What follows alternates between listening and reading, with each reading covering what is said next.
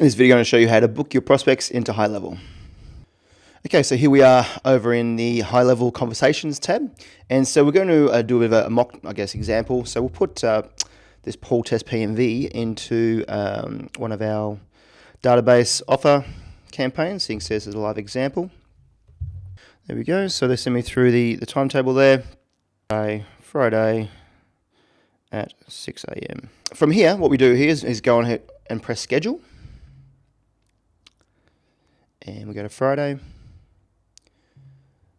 And we'll do 6 a.m. Scroll down, you can leave all that as blank and press save. So they'll then fire off the appointment 1 time reminder. So there it is there, booking confirmed. That will arrive on my phone as it is there, working beautifully. And they also say, do you want to bring a buddy? So that you just wait for that reply to come back, but otherwise that is good to go. And then so obviously the follow-up reminders take place and you go from there.